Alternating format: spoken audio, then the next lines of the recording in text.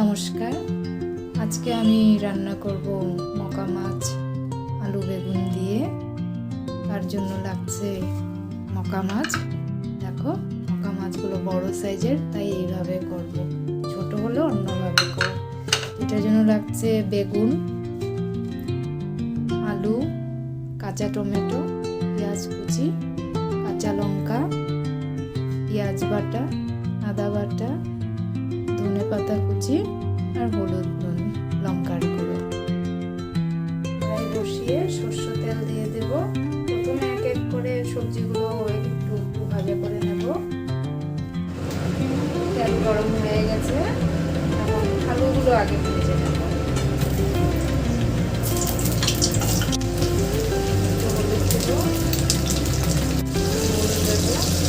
আলুগুলো ভাজা হয়ে গেছে, নামিয়ে নেব।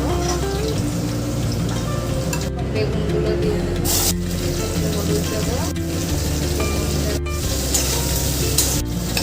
বেগুনগুলো ভাজা হয়ে গেছে, বেগুনগুলো উঠিয়ে নেব। আবার একটু সরষের তেল দেবো, ফোড়ন দিয়ে দেবো,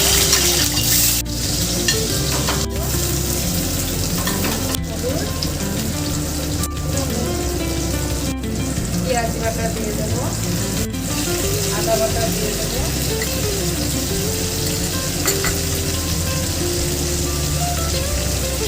সামান্য হলুদ, নুনটা একটু দেবো।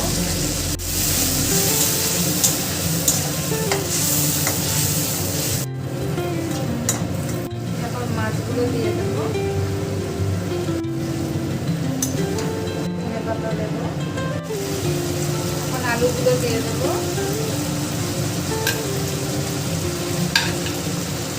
বেগুনও দিয়ে দেবো, ধনে পাতা দিয়ে দেবো। আমার মকা মাছ আলু বেগুন দিয়ে হয়ে গেছে। তোমরা এভাবে বানিয়ে খাবে।